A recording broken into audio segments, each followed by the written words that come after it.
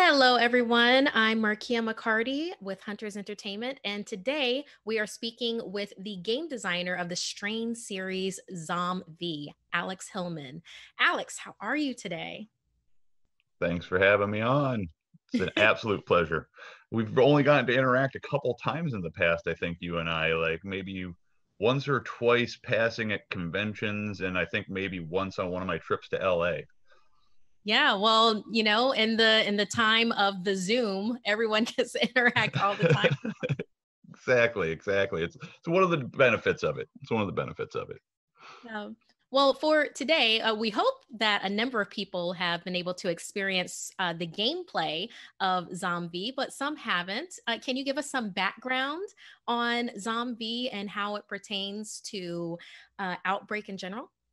Yeah, so Zombie is actually going to be the first of our Strain series supplements, where instead of just leaning into the heavy sandbox and open nature of the core game, we actually present you with a very specific zombie strain that has had an outbreak in the world, and then we actually go into the details of that setting and how the world would respond to that strain.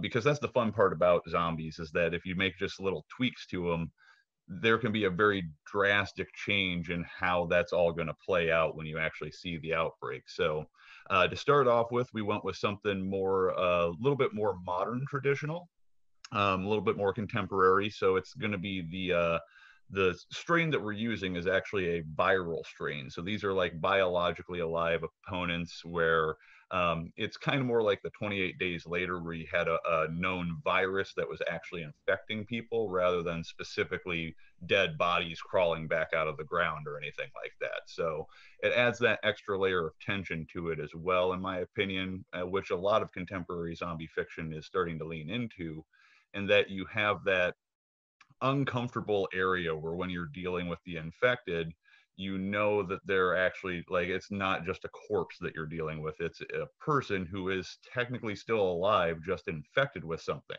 And you might be having to put them down like you put down any other zombie because there is no cure available and they're just wreaking havoc across the world. So it adds that extra layer of just uneasiness to the whole setting. Yeah. Ooh, a world beset with a virus. I don't know how that could be relatable at all. Yeah, it ended up being a little bit more right on the nose when we ended up releasing it than we had initially anticipated. Because I've obviously been designing the setting here now for a while, so it was well before COVID kicked off or anything like that. But yeah, it was very stark when everything kind of kicked off here, and we were looking at the book, going, wow, we got it a lot more right than we thought we were going to, and that's not necessarily a great thing. So, yeah, it was a interesting feeling when everything kind of kicked off here. Being a person who works in this type of fiction, we always kind of hoped that the silly stereotypes that we use in zombie fiction of like the person being willing to hide the bite and just work their way into a group and then cause all sorts of problems and spread the virus. Like, we hoped those things were just bad tropes that we use to fulfill the fiction we were writing, but we're starting to see, like, it does seem like there is a little bit of that actually in society, with just some of the behavior and why a lot of places have been struggling right now with that. So it hit very close to home. um, I will even admit that when we first went to release it, I was even a little concerned personally, just that it was so close to what was going on. I was like, do we want to do this right now at this point? I mean, I know I've invested a lot of time and effort into it, but so yeah, we had to think about whether or not it was sensitive to even be doing it at this point in time, just because of how close it ended up hitting to home.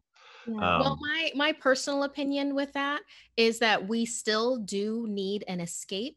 And actually having something that can be that close and that relatable, but having it be something different, something that is familiar in the sense like zombies are. could actually be a really nice catharsis for people. I mean, like I said, this is my personal opinion of it, but this is why I'm going to enjoy playing the game, for instance.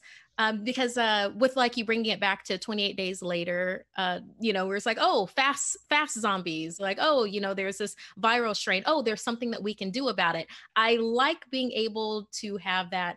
There's something that I can do about this in the comfort of my own home type of a thing. And for Yep. me, that's what Zombie kind of gives me. And that's kind of where we ended up falling on it, obviously, since we did go ahead and actually drop the product there. Yeah, we kind of leaned into the fact that it would be a good catharsis for people to be able to have kind of an outlet that is similar but not exactly identical to the situation that they're dealing with. I mean, you see that in societies and cultures all across the globe when there's various atrocities and horrible things happening. Like the entertainment does seem to then start leaning into that a little bit as well, to give people a way to try to cope with and deal with it. So you see comedy start addressing these things, you see the media start addressing them, and in our case games can even address them for us. So Absolutely. Yeah, it's because you have to bring life in so that you can have fun with it in your own way.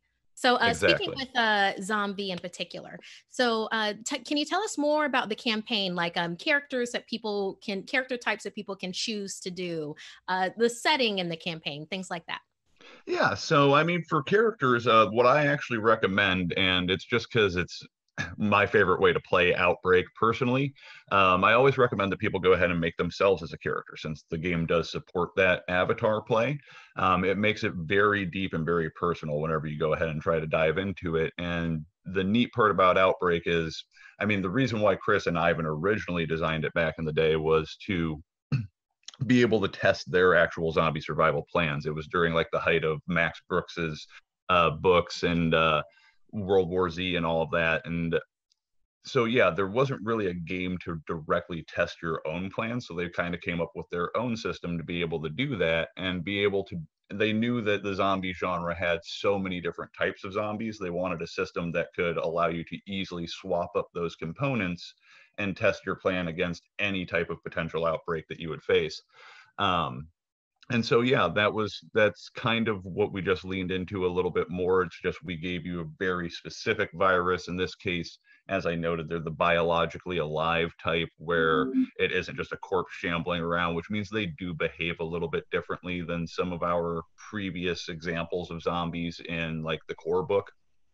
For instance, they're a little bit meatier and a little bit harder to just take down because, much like a normal person, it's not just a matter of there's only one area that you can hit them at. So you can actually like whittle them away as well, in combat situations, depending upon how you end up feeling about that with the type of zombies that we've presented you with.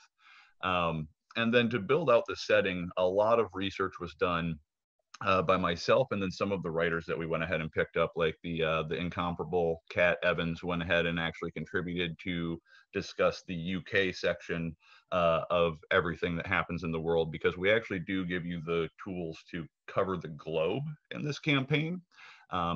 Especially now that Hunters is becoming much more of a global brand and we're being recognized in a lot more countries, we wanted to make sure that people had the tools to play in their own backyard. So we've got details on the European area, Australia, South America, North America. When we dropped the PDF, because we wanted to get it to backers specifically, because this is actually still part of our Kickstarter campaign from when we kicked off second edition, they unlocked the first 2 strain series that we'll be releasing through that. So in the effort to get it out to them a little early, we don't have details yet on Asia in the book or Africa. And I am looking for writers at this point in time who are going to be either local to those regions or know the regions well, to take the details that we have in the book and then extrapolate what might happen in their particular region of the world, so that we can get it a little bit closer to home and a little bit more accurate. So a lot of research was done on all parts to figure out like how would this end up playing out if we see this exact type of outbreak. I also did a bit of personal study into virology. and pathology during this time to get a good sense of the actual genetic makeup of the virus. So I figured out what it was related to virally, how it actually came about evolving and getting into being eventually introduced to humans, and then how it spreads from there. Which was a very interesting exercise because it then gives it that extra grounding. We actually have a small little scientific research paper that's actually included as one of the pages in the book where they go through detailing the virus in great detail. And all of that is written from a very scientific frame of mind. So it's going to actually be far too advanced for a lot of folks who might end up picking up the game. But if you have a background in virology, or if you've decided to go ahead and do at least a little bit of Google foo, you will be able to actually kind of start piecing together like how this could be plausibly real. Um, and that's I really like that it what, gives you those layers, depending on yeah, how in depth of a player that you want to get into the game, there's something there for you, kind of a thing. So I very much enjoy that. exactly. And the book itself covers the first year of the outbreak. So we start at day zero and we work out to about 365 days into the outbreak and what all transpires in that period of time, as well as leaving a lot of options for players to be able to fiddle around at their own local level while still having this greater backdrop transpiring around them that may be very well beyond their control. So yeah, a lot of the setting is based around, can you get control of the area in which you are trying to survive in and kind of stabilize that. So we actually added in some new game mechanics to just differentiate outbreak levels from a global standpoint to a regional standpoint. And the players can actually directly interact with their regional outbreak level. So while it might be outbreak level 4 out in the rest of the world, through the efforts of your group, you've managed to keep things contained to what would be considered outbreak level 2 within your own little pocket region. So things aren't nearly as bad in your area. Um, so that adds some interesting new mechanics for people to play with, as well as a whole new host of player options and GM options for you to either use in this setting or adapt to a setting of your own. Nice. So something that I'm very curious about now, knowing a little bit more about the game and about the possibilities with it. Alex, do you survive your own game? Pretty much never. No. As as a game designer, I am wildly unequipped to survive the zombie apocalypse. There might actually be a few people in our community at one point in time when I first started up here, before we had a number of game lines and I was project managing over a bunch of them. I had a business card that was actually a character card for me in Outbreak. And so when I would see people at conventions, I would be able to give them that and be like, and if you want, you can play me in your home game now because it has my stats on there and like what my little bonuses would be. And it was terrible. A lot of people always joke, they're like, your stats are horrible. I was like, yeah, well, I'm a game designer. I'm not like a firefighter or survivalist or anything like that. So yeah, I die most of the time, unless I can come up with a really good plan, just by sheer luck. So I plead to the dice gods for mercy very frequently in this game. Oh, that's wonderful. Yeah, I would. I don't know if I'd survive completely the first year. I think I'd have to, go complete Michonne, have that emotional and mental break to distance myself Yeah. from myself, to then do a whole lot of things that I don't necessarily see Markia doing, but Zombie Markia might do it. And that is the very interesting part about it, because you do have to take that into consideration as you end up playing through. Like that's one of the things we touch on with outbreak levels. If you're starting at obviously day zero and outbreak level zero, and letting it kind of escalate from there, you get a nice natural feel to how you might evolve over time and how you might change and adapt to the world that you're dealing with. But you do also have the option to just jump ahead, and that's something that people also have to take in mind. Like if you want to start in zombie at outbreak level 4 and playing yourself, you might want to take into consideration that there's going to have been some changes in likely your personality, the way you carry things out, because you've made it this long in a very different world than what you were previously living in. So Yeah. yeah, Do you have it's any? a thought experiment. Yeah, yeah. It's something that you can put into a practical application in a well, I guess in an environment that you've provided for us, which is very, very interesting. Do you have any advice for game masters that are going to be tackling the Strain series for their players? So what I'd like the most for Game Masters actually out of the Strain series is for it to inspire you. The main reason why we kind of decided to do the Strain series for second edition is we wanted to provide a supplement series that puts all the tools kind of together and shows the GM like, here's how you take all those components from the core book and structure it into your own setting instead of just having this huge buffet of options. This is how you kind of use the whittle down process and figure out what you want. Um, so while we do present a few new mechanics and things like that in there, we do also make heavy use of existing mechanics already from the core game. So you will obviously need both the Survivor's Guide and the Game Master's Guide to properly run Zombie. That is one of the general materials required for play items there. Um, but that being said, yeah, my main thing is that I wanted to inspire and just show you how you can make your own campaign setting after you play around with this for a little while. And obviously go ahead and dip your toes into it, play around with a few stories, see how it all plays out when you see these pieces put together, but then use that as a stepping stone to build new and interesting things with the Outbreak Undead system. That's what I've always loved about the sandbox systems, and I hope that people can kind of capitalize on that more now.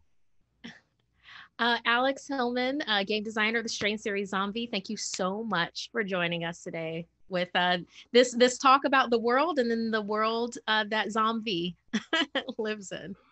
I appreciate you having me. It's been a blast. Excellent. For everyone else out there, thanks so much for joining us today with Hunters Entertainment. I'm Markia McCarty, and we will see you next time.